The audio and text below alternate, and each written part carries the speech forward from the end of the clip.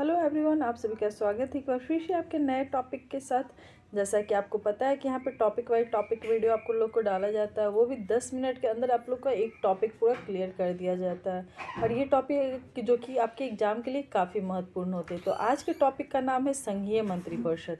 तो संघीय मंत्रिपरिषद जो कि राजनीतिक विज्ञान का, यहाँ पे टॉप 50 क्वेश्चन आपको दिखाई देंगे जो कि आपके एग्जाम में, हर एक एग्जाम में 100% गारंटी मैं दे रही हूँ कि यहाँ से एक दो क्वेश्चन आते ही आते हैं। तो ज़रूर इस वीडियो को देखो। तो आज का टॉपिक, जैसा कि मैंने अभी आप लोग को बताया कि संघीय मंत्रिपरिषद के बारे में है। तो इससे पहले आप लोगों ने मेरा चैनल सब्सक्राइब नहीं कर रहा है तो जल्दी से जाकर इस चैनल को सब्सक्राइब करो, क्योंकि ये चैनल को सब्सक्राइब कर लेते तो आपका वो सारे इंपॉर्टेंट टॉपिक क्लियर हो जाएंगे। तो आपके एग्जाम में जब आप लोग जाओगे तो बहुत अच्छा करके आओगे। तो ज़रूर अपना सारा टॉपिक क्लियर करो, 10 मिनट को खास बनाओ। तो चलो हम अपने वीडियो की ओर चलते हैं, जो कि है मंत्रिपरिषद। तो मंत्रिपरिषद का अध्यक्ष कौन होता है? सबसे पहले आप लोग को जानना होगा मंत्रिपरिषद का अध्यक्ष कौन होता है। तो आपको पता होना चाहिए प्रधानमंत्री। कौन व्यक्ति मंत्रिपरिषद का सदस्य हो सकता है? नेक्स्ट है, क्या राज्यसभा में मनोनीत व्यक्ति मंत्रिपरिषद का सदस्य बन सकते हैं? तो बिल्कुल बन सकते हैं। मंत्रिपरिषद के सदस्य की पद की गोपनीयता का शपथ कौन दिलाता है? तो आपको पता होना चाहिए मंत्रिपरिषद के सदस्य के पद की गोपनीयता का शपथ राष्ट्रपति दिलाते हैं। आगे कुछ और चुनिंदा क्वेश्चन है जो कि आपको जानना बहुत जरूरी है कि क्वेश्चन यहाँ पे है कि मंत्रिपरिषद का कोई सदस्य संसद के किसी सदन का सदस्य न होते हुए अधिक से अधिक कितने दिनों तक मंत्री का पद बना रह सकता है? तो आपको पता होना चाहिए कितने दिनों तक रह सकता है। 6 मंथ के अंदर उसे राज्यसभा या लोकसभा का सदस्य होना जरूरी है। तो यहाँ पे आपको मंत्रिपरिषद का कोई सदस्य संसद के किसी सदन का सदस्य न होते हुए अधिक से अधिक कितने दिनों तक मंत्री पद पर बना रह सकता है, ऐसा क्वेश्चन आएगा तो आपको एक ही राइट आंसर देना है, 6 माह। मंत्रिपरिषद में शामिल होते हैं तो आपको पता होना चाहिए प्रधानमंत्री एवं अन्य मंत्री। मंत्रिपरिषद में कितने स्तर के मंत्री होते हैं? तो 3। कौन कौन होते हैं? तो कैबिनेट मंत्री, राज्य मंत्री और उप मंत्री। इसके साथ साथ मंत्रिपरिषद के व्यक्तिगत रूप से उत्तरदायी होता है तो राष्ट्रपति के प्रति।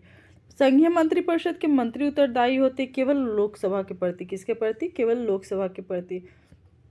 भारत में वह मंत्री जो संसद के दोनों में से किसी सदन के सदस्य नहीं है उसे मंत्री के पद से मुक्त हो जाना पड़ता है। कितने दिन के अंदर? तो 6 माह के अंदर, जैसा कि मैंने अभी जस्ट बताया है।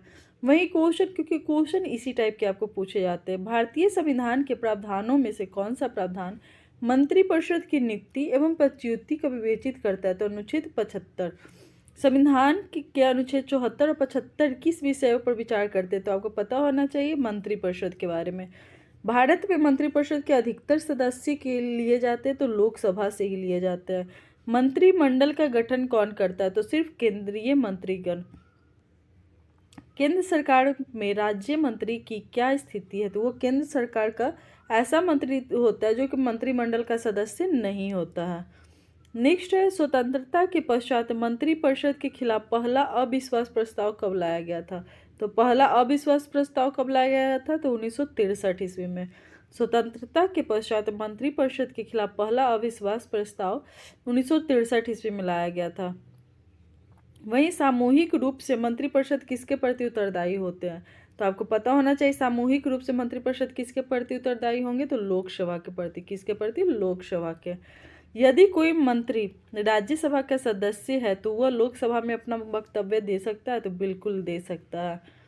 वही राजनीतिक शब्दावली में शून्यकाल का अर्थ क्या होता है? तो आपको पता होना चाहिए शून्यकाल का अर्थ क्या होता है, प्रश्न उत्तर सत्र।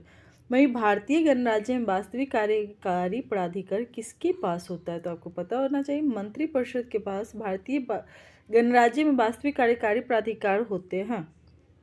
इसके साथ साथ जो व्यक्ति संसद का न हो उसे मंत्री नियुक्त किया जा सकता है, हाँ, लेकिन उसे 6 महीना के अंदर संसद के सदस्य बनना होगा, चाहे वो राज्यसभा का बने या लोकसभा का बने। वहीं स्वतंत्र भारत के प्रथम मंत्रिपरिषद में प्रधानमंत्री सहित कुल कितने सदस्य थे? तो आपको पता होना चाहिए 36। स्वतंत्र भारत के प्रथम मंत्रिपरिषद में प्रधानमंत्री सदस्य कुल 36 थे। वहीं स्वतंत्र भारत की प्रथम मंत्रिपरिषद में शामिल एकमात्र महिला मंत्री कौन थी? तो राजकुमारी अमृत कौर। कौन थी? राजकुमारी अमृत कौर। बात किया जाए स्वतंत्र भारत के प्रथम प्रतिरक्षा मंत्री कौन थे? तो सरदार वल्लभ भाई पटेल। वही स्वतंत्र भारत के प्रथम गृह मंत्री कौन? तो सरदार वल्लभ भाई पटेल। संघीय मंत्रिपरिषद में पद त्याग करने वाले पहले मंत्री कौन थे? तो श्यामा प्रसाद मुखर्जी। कौन सा प्रस्ताव भारत में मंत्रिपरिषद रख सकती? तो विश्वास प्रस्ताव। आगे की ओर चलते हैं। कौन सा भारत में प्रशासन पर विधायी नियंत्रण का एक समाधान है? तो सदन का विघटन। क्वेश्चन किस टाइप से आपसे किए जाएंगे?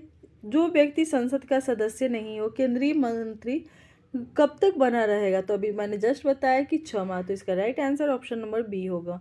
मंत्रिपरिषद सामूहिक रूप से किसके प्रति उत्तरदायी होता है? तो आपको पता होना चाहिए मंत्रिपरिषद की बात किया जा रहा है तो लोकसभा के प्रति। ऐसा नहीं कि प्रधानमंत्री के प्रति मार देना, आप लोकसभा के प्रति। निम्नलिखित में से कौन सा एक प्रस्ताव भारत में मंत्रिपरिषद रख सकती है? तो आपको पता होना चाहिए कौन सा प्रस्ताव विश्वास प्रस्ताव रखा जा सकता है, जो कि मंत्रिपरिषद रख सकती है। मंत्रिपरिषद के विरुद्ध अविश्वास प्रस्ताव लाने के लिए लोकसभा के सदस्यों की संख्या कितनी होनी चाहिए? तो 50। कितनी होनी चाहिए? 50। लोकसभा और राज्यसभा में गणपूर्ति, जहाँ पे भी गणपूर्ति कोरम आपको दिखा दिया जाए तो इसका राइट आंसर 1/10 हो जाएगा। कुल सदस्य का 1/10वां हिस्सा। वहीं भारत में किस राज्य को लोकसभा और राज्यसभा के प्रतिनिधित्व सर्वाधिक है? तो आपको पता होना चाहिए उत्तर प्रदेश राज्य का लोकसभा और राज्यसभा का प्रतिनिधित्व सबसे अधिक है। वहीं आपको से पूछा जाए लोकसभा का पहला आम चुनाव कब हुआ था? तो लोकसभा का पहला आम चुनाव कब हुआ था? तो 1952 में। नेक्स्ट क्वेश्चन है, लोकसभा अध्यक्ष अपना त्यागपत्र संबोधित करता है तो लोकसभा अध्यक्ष अपना त्यागपत्र किसको संबोधित करता है? तो इसका राइट आंसर क्या होगा? ऑप्शन नंबर सी, उपाध्यक्ष को। अध्यक्ष उपाध्यक्ष को, उपाध्यक्ष अध्यक्ष को। ये क्वेश्चन आप लोग को बहुत बार आ चुका है। प्रथम स्पीकर किनके विरुद्ध लोकसभा में अविश्वास प्रस्ताव किया गया था? प्रथम स्पीकर कौन है जिनके विरुद्ध अविश्वास प्रस्ताव पारित किया गया था? तो जीवी मावलंकर। जीवी मावलंकर।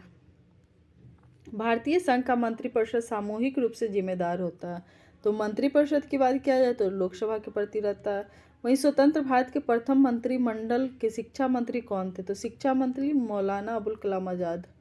तो आज की वीडियो में आप लोगों ने क्या जाना? तो संघीय मंत्रिपरिषद के वो सारे इंपॉर्टेंट क्वेश्चन जो कि आपके एग्जाम में पूछे जाते हैं और यहाँ से ही आपके एग्जाम में क्वेश्चन पूछे जाएंगे। तो ज़रूरी इस टॉपिक वाला वीडियो को देख कर ही जाना एग्जाम देने। और इसके साथ साथ यदि आप लोगों ने अभी तक नोट्स परचेज नहीं किए तो जल्दी से नोट्स जाकर ले लो, क्योंकि वो नोट्स आपके आने वाले एग्जाम के लिए काफ़ी महत्वपूर्ण है। क्योंकि आप आने वाले जैसे कि बिहार एसएससी का मेंस हो गया या फिर बिहार दरोगा हो गया या फिर अदर कम्पिटेटिव एग्जाम हुआ, उसके लिए जीके जीएस का इतना बेहतरीन हैंड राइटिंग नोट्स बनाया गया है जो आपके लिए रामबाण साबित हो सकते हैं। तो ज़रूर उस नोट्स को परचेज करो और सेल्फ स्टडी से अपना मतलब कि एक बोला जाता है self study is a best study.